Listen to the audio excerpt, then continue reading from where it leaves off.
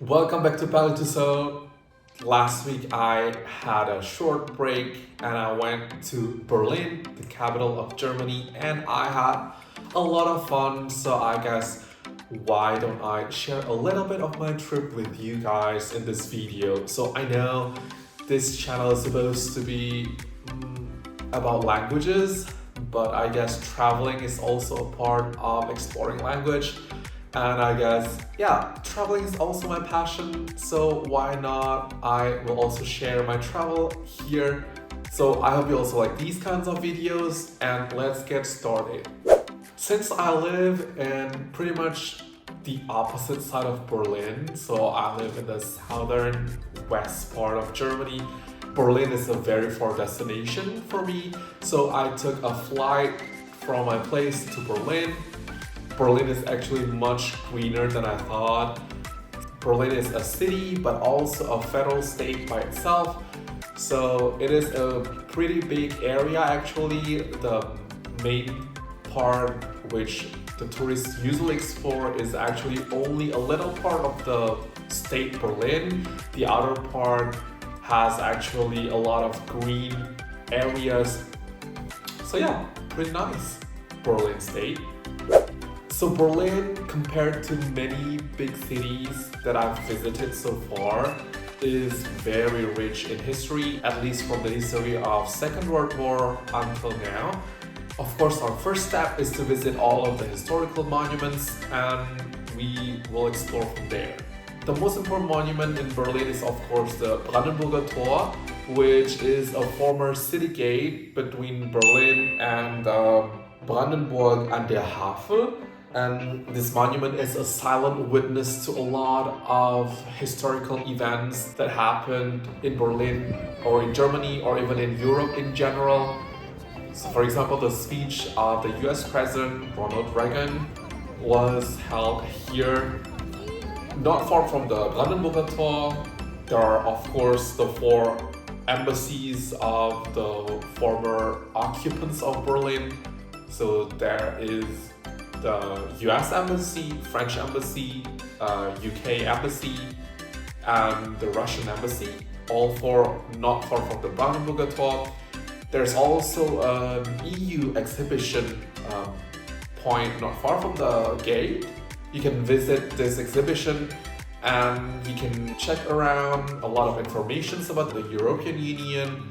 Also a movie that is continuously playing stuff about EU, a lot of interesting informations that you can find actually not only in Berlin but I think also in all 27 members, and you can always find informations in each language of the members. Also not far from the gate, the Brandenburger Tor, you can find Holocaust Memorial, which is pretty big. It is designed in grids and there are basically blocks of stones, and at the edges they are pretty low, and as you go deeper they go higher and higher and even higher than average human. Yeah, this is a memorial of the 6 million Jews that were murdered during the Holocaust, the Second World War. Maybe you want to go here and to have a silent moment of reflection about what happened in Germany or in Europe in general. About 1 kilometer away from the gate, you can also find Checkpoint Charlie in Friedrichstraße. This is the most famous checkpoint, I think, between the West Germany and East Germany. There are also Checkpoint Alpha, but it's actually not in Berlin, and also Checkpoint Bravo on the other side of Berlin. But Checkpoint Charlie is definitely the most famous one. It is an entrance point between West Germany and East Germany, or more specifically between West Berlin and East Berlin. You can see here the signs are written in 4 languages of the countries that controlled Berlin at the time after the Second World War. It is written in English, Russian, French, and also of course in German. From one side you can see that it says you are leaving the American sector, and from the other side it says you are entering the American sector. And yeah, this is where the checkpoint was during the Cold War era. So if you don't know, after the Second World War, Germany has admitted defeat to the Allies, and the country was controlled by 4 countries: the United States, the UK, France, and Russia. And each of the country controlled a part of Germany and also a part of Berlin. And since the Cold War, since the intensity was going up between the Western Bloc led by the United States and the Eastern Bloc led by Russia, the DDR, or the East Germany, decided to build a wall around West Berlin to avoid people from East Germany to flee away to West Germany. So a 155-kilometer long wall was built in 1961 and it was destroyed in 1989. So most of the walls are now gone. A little part of it are left intact in the East Gallery right now. You can still find the remaining wall there. And a lot of artists were invited to draw some arts on the wall. So you can find a lot of paintings on there. And one of the most famous one is of course this Bruderkuss, which really happened in 1979 as the 30th anniversary of East Germany. These 2 politicians were Leonid Brezhnev and Erich Honecker, the Secretary General of the Soviet Union and the Secretary General of East Germany. This kiss actually has no sexual connotation at all, or I don't know, maybe there was, but this kiss was to celebrate the brotherly connection between East Germany and the Soviet Union, that they were working together. There are a lot of museums in Berlin about the Second World War and also the Cold War.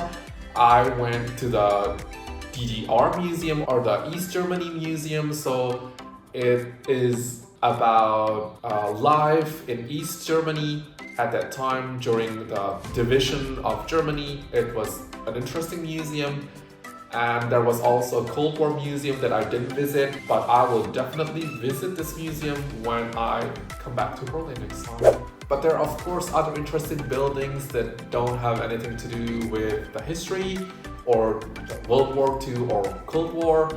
There is of course the Bundeskanzleramt, or the building where the Chancellor of Germany works. Also there is Reichstag-Gebäude, the building of the Parliament, Berliner Dom, the Berlin Cathedral, Humboldt Forum. This is a place where they have a lot of exhibitions, a lot of free exhibitions actually, but I didn't visit any of them. I will definitely check it out next time when I travel to Berlin. Traveling in Berlin is pretty easy. Everything is really well connected with the underground train or the U-Bahn, and also the S-Bahn or the Schnellbahn if you are traveling a little bit further away from the city center. The buses are also really good. Yeah, traveling in Berlin with public transport is really easy. You don't need to worry about that. And yeah, due to the division of Berlin to West and East Berlin, there is no single city center, but it's more of a spread around the city.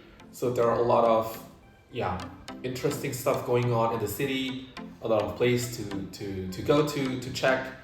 And I went to this Rittersport store.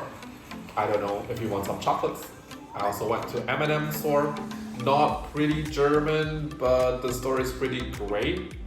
I love the colors. A lot of different areas. One thing that I didn't visit is the Berlin techno clubs, which is definitely famous. I'm not a really club guy, so I'll let someone else review that. And of course, the most important thing of all is food. Berlin as an international city provides you with a lot of variety of foods, international foods.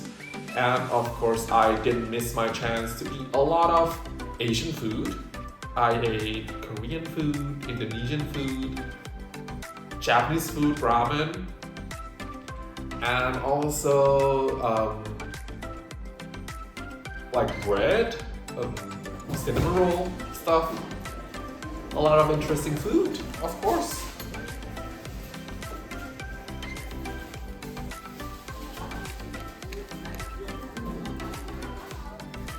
That was it. That was my travel in Berlin. I still feel pretty awkward to film myself in public, so most of the footage are just me taking videos of my surrounding, but I myself is not in the video.